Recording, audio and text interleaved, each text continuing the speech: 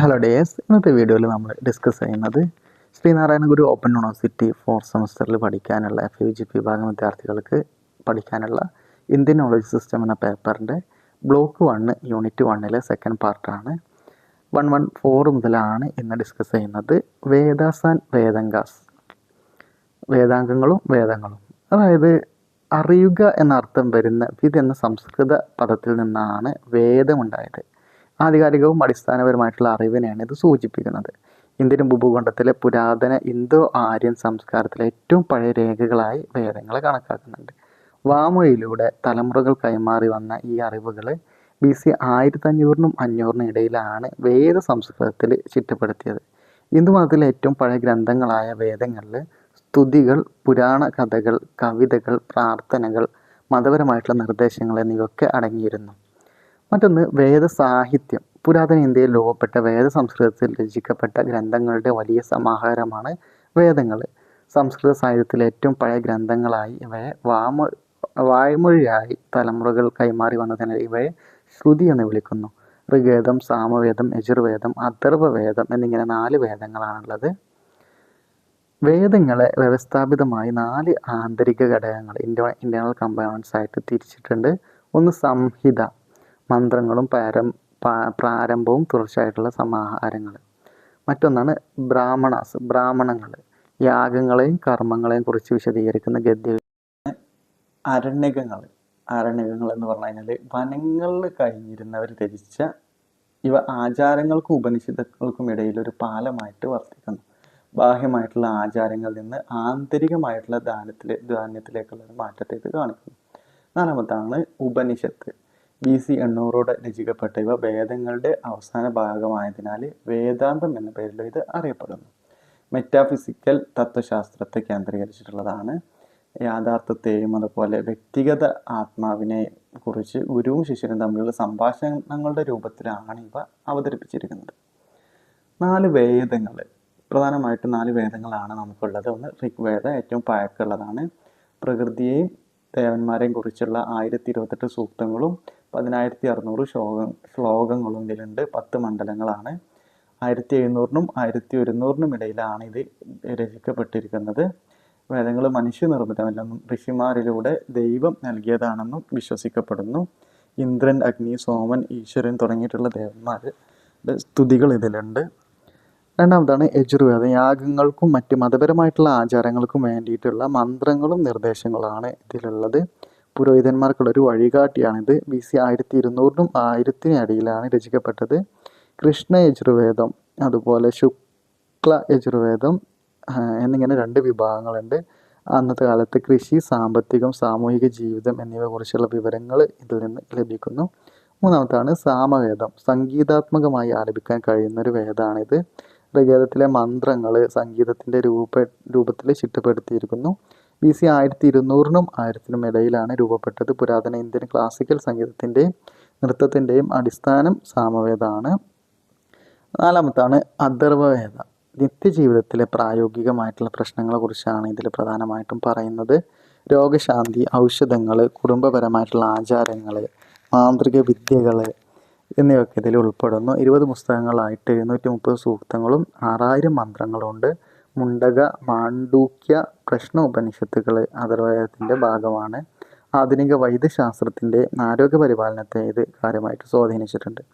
അതുപോലെ മറ്റൊന്നാണ് വേദാംഗങ്ങൾ. ഈ വേദങ്ങളെ ശരിയായി വ്യാഖ്യാനിക്കുന്നതിനും അതുപോലെ സംരക്ഷിക്കുന്നതിനായി രൂപപ്പെടുത്തിയിട്ടുള്ള 6 സഹായശാസ്ത്രങ്ങളാണ് വേദാംഗങ്ങൾ.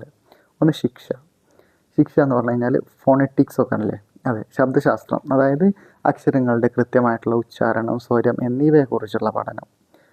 2-ാമത്താണ് വ്യാകരണം, ഗ്രാമർ, ഭാഷാ ഘടനയും നിയമങ്ങളും. പാണിനിയുടെ അഷ്ടാധ്യായിയാണ് ഏറ്റവും പ്രധാനപ്പെട്ട ഗ്രന്ഥം. സംസ്കൃത ഭാഷയുടെ അടിസ്ഥാന നിയമങ്ങളൊക്കെ ഇതിൽ പറയുന്നുണ്ട്. 3-ാമത്താണ് ഛന്ദസ്. ശ്ലോകങ്ങളുടെയും മന്ത്രങ്ങളുടെയും വൃത്തവും താളവും. തെറ്റുകൾ കണ്ടുപിടിക്കാനും തിരുത്താനുള്ള ഒരു സംവിധാനമായിട്ട് ഇത് പ്രവർത്തിക്കുന്നു.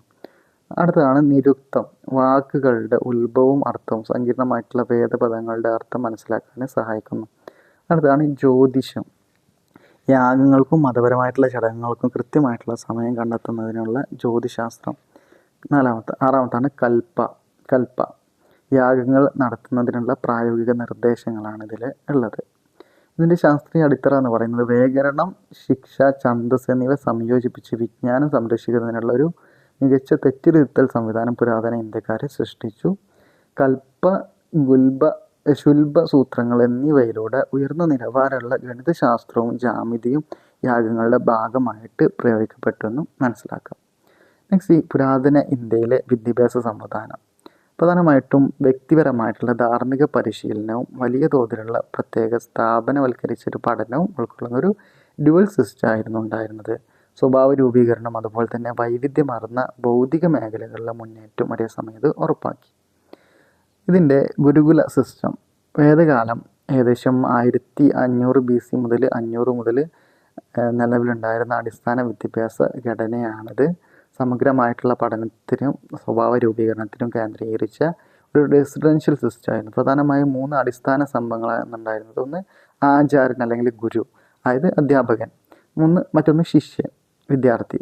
ആശ്രമം, പഠനത്തിനായും ഉള്ള ഒരു ചുറ്റുപാട്. ഇനി അന്നത്തെ പഠന രീതിയും പാഠപദ്ധതിയും വിദ്യാർത്ഥികൾ ഗുരുവിനോടൊപ്പം താമസിച്ച് വാമൊഴിയിലൂടെയുള്ള നിർദ്ദേശങ്ങൾ, പ്രായോഗിക അനുഭവങ്ങൾ, ധാർമ്മിക ഉപദേശങ്ങൾ എന്നിവയിലൂടെയൊക്കെ അറിവ് നേടി. കർശനമായിട്ടുള്ള അച്ചടക്കം, ബഹുമാനം, സ്വാശ്രയത്വം, സാമൂഹിക സേവനം എന്നിവയ്ക്ക് വലിയ മുൻഗണന നൽകി.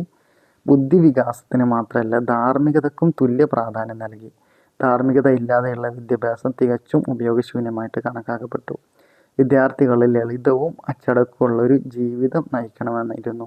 ദൈവങ്ങളോടും മുൻകാല ഗുരുക്കന്മാരോടും പൂർവികരോടുമുള്ള 3 കടപ്പാടുകൾ സാമൂഹിക സേവനത്തിലൂടെയും പഠനത്തിലൂടെയും വിദ്യാസമ്പന്നരായ മക്കളെ വളർത്തുന്നതിലൂടെയും സാംസ്കാരിക പാരമ്പര്യങ്ങൾ നിലനിർത്താൻ വിദ്യാർത്ഥികളെ പഠിപ്പിച്ചു എന്നുള്ളതാണ്.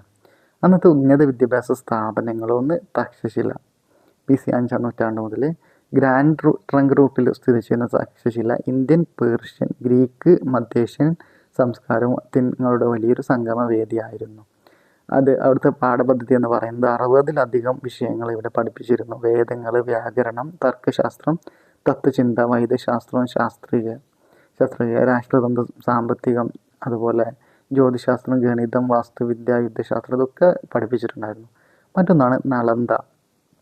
10,000-ലധികം വിദ്യാർത്ഥികളും 200 പണ്ഡിതന്മാരും വളരെ ചിട്ടയായ റെസിഡൻഷ്യൽ സർവകലാശാല മോഡലായിരുന്നു നളന്ദ. അടുത്ത പാഠപദ്ധതി എന്ന് പറയുന്നത് 6 പ്രധാന വിഷയങ്ങളാണ് ശ്രദ്ധ കേന്ദ്രീകരിച്ചിരുന്നത്. ബുദ്ധമത പഠനം, തർക്കശാസ്ത്രം, തത്വചിന്ത, വ്യാകരണം അല്ലെങ്കിൽ ഭാഷാശാസ്ത്രം, വൈദ്യശാസ്ത്രം, ആയുർവേദം, ജ്യോതിശാസ്ത്രം, ഗണിതം, കലാസാഹിത്യം. ഈ ഒരു വിദ്യാഭ്യാസ തന്ത്രത്തിൻ്റെ പ്രാധാന്യം ഈ ഗുരുകുലങ്ങളിൽ ധാർമ്മിക പരിശീലനവും അതുപോലെ യൂണിവേഴ്സിറ്റികളിലെ സങ്കീർണമായിട്ടുള്ള ഗവേഷണ പഠനവും തമ്മിൽ ഒരു സന്തുലിത അവസ്ഥ നിലനിർത്താൻ പുരാതന ഇന്ത്യൻ വിദ്യാഭ്യാസ സമ്പ്രദായത്തിന് കഴിഞ്ഞു. സവിശേഷമായ ഭൗതിക പ്രവർത്തനങ്ങൾ ശക്തമായ ധാർമ്മിക അടിത്തറയിൽ നിന്നുകൊണ്ട് ഇത് ഉറപ്പാക്കി. അതായത് വേദങ്ങളുടെയും വേദാംഗങ്ങളുടെയും ഗണിത ഭാഷാ പരിശീലനമാണ് യൂണിവേഴ്സിറ്റികളിലെ ഉന്നത പഠനത്തിനുള്ള അടിസ്ഥാന യോഗ്യതയായി കണക്കാക്കിയിരുന്നത്. ചാണക്യൻ, പാണിനി തുടങ്ങിയിട്ടുള്ള പണ്ഡിതന്മാർ ഇത്തരത്തിൽ അക്കാദമിക് അറിവുകളെ പ്രായോഗിക തലത്തിൽ മികച്ച രീതിയിൽ ഉപയോഗിച്ചവരാണ്.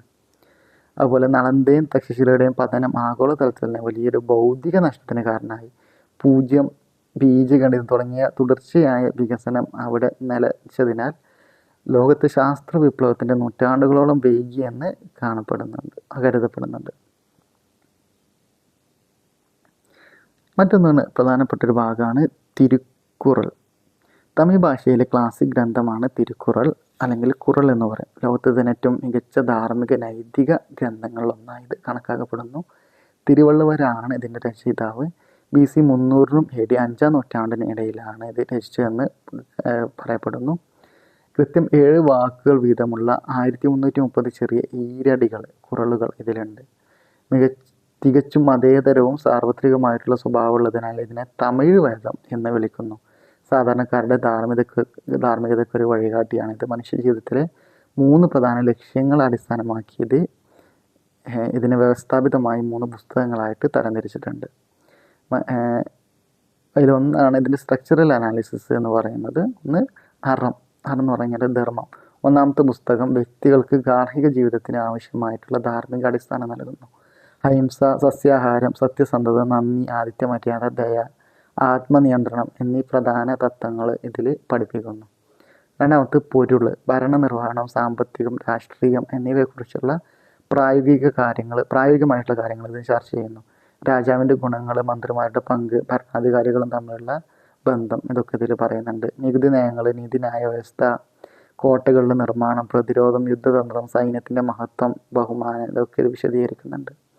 കൃഷി, വിദ്യാഭ്യാസത്തിൻ്റെ പങ്ക്, മദ്യപാനം, ലഹരി ഒഴിവാക്കൽ തുടങ്ങിയിട്ടുള്ള പൊതുജന ആരോഗ്യ നയങ്ങളും ഇതിൽ ഉൾപ്പെടുന്നുണ്ട്. മൂന്നാമത്താണ് ഇമ്പം, പ്രണയം അല്ലെങ്കിൽ കാമം എന്ന് പറയും. മൂന്നാമത്തെ പുസ്തകം മനുഷ്യ ജീവിതത്തിലെ വൈകാരിക സ്നേഹബന്ധങ്ങളുമായി ബന്ധപ്പെട്ട മാനങ്ങളെ അഭിസംബോധന ചെയ്യുന്നത്. അറവും പൊരുളും സന്തുലിതമാക്കിക്കൊണ്ട് പൂർണ്ണമായ വൈകാരിക സംതൃപ്തി കണ്ടെത്താൻ ഇത് സഹായിക്കുന്നു. സൗഹൃദം, രഹസ്യ പ്രണയം, വിവാഹ ജീവിതം, അതുപോലെ ലൈംഗിക ബന്ധം, ഗാർഹിക ജീവിതത്തിലെ സങ്കീർണതകൾ എന്നിവയ്ക്ക് ഇതിൽ ഉൾപ്പെടുന്നുണ്ട്. ഇതിൻ്റെ ഒരു ഇൻ്റഗ്രേഷൻ എങ്ങനെയാണെന്ന് വെച്ചാൽ അധികാരത്തിന് എപ്പോഴും ധാർമ്മികമായിട്ടുള്ളൊരു അടിസ്ഥാനം വേണമെന്ന് തിരുക്കുറൾ ശക്തമായിട്ട് വാദിക്കുന്നു. ഇതൊരു പക്കമായി രാഷ്ട്രീയ തത്വശാസ്ത്രമാണ്.